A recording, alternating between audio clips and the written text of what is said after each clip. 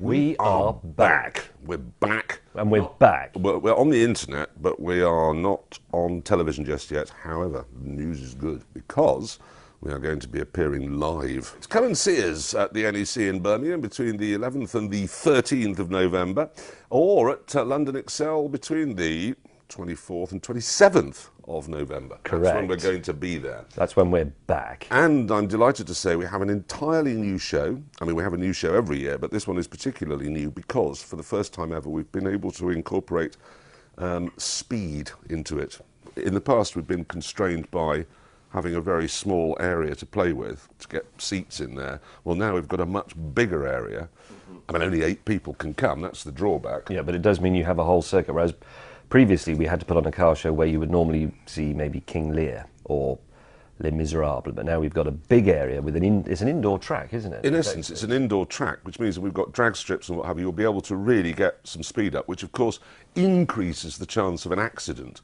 And let's be honest, shall we? That's really why you go to motoring events, not to see people holding cars in perfect four-wheel drifts. And that's why we've introduced speed, so that more walls are hit. It isn't just a motor show with our little stunt show tagged on. This is just Top Gear Live. I mean, even the studio we have in the middle of the actual arena is a faithful replica of our studio in Surrey that you see on the television. Complete with the cool wall, so you can nick the boards like everybody else does. Really annoying. Yeah, you can come down and readjust the cool wall board, but we've got It's funny. It's really funny when you do that. It is like coming to a recording of Top Gear. The only difference is that when you go home, you don't see the edited version on television on a Sunday night, with all the edited out. So we will be putting a star in a reasonably priced car at each show, and they'll be seeing how fast they can get round the indoor track that we've built. I don't think any of us get nervous. In fact, I know we don't get nervous, except a little bit in Australia sometimes, because Australian car enthusiasts are huge and wear vests.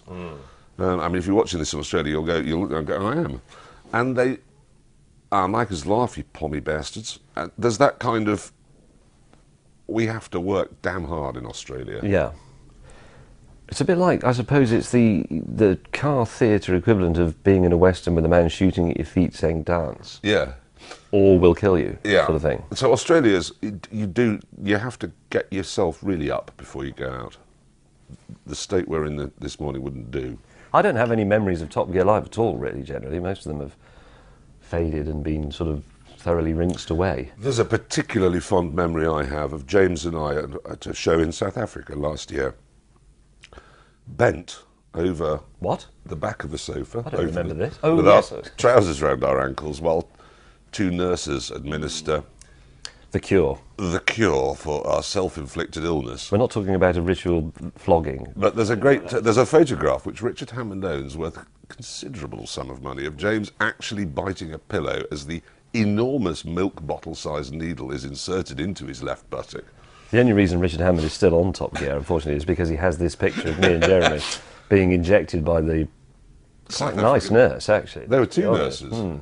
The Stig will be in it. Oh, but make no mistake about that. Yeah, he's going to be there. We'll give him all the dangerous stuff to do because he doesn't seem to mind, as long as we just give him some mince.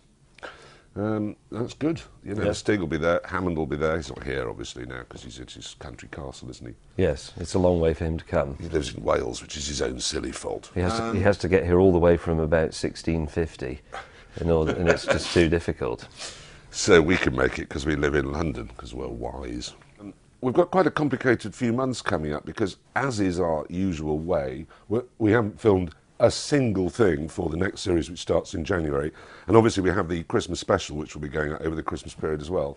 And we've got the Top Gear Live dates to do in London and Birmingham. So that occupies 8 days, 9 days, 10 days. In the next few months, pretty well all of us, but me certainly, I've got to go to China, India, Sweden, Italy, Australia. And Birmingham. The Top Gear special is in India. We're going across India in some cars. You'll hopefully enjoy that. And then China, we're going to have a look at the Chinese motor industry and where it's got to now. We're going to do some ice racing in Sweden, across Italy in 3 supercars. If you work at Heathrow, you'll be seeing a lot of us. The one thing I'm really looking forward to in Top Gear Live this time is not just a stunt where you think, wow, that's clever or beautiful or interesting, but actually, God, that was fast. Yeah.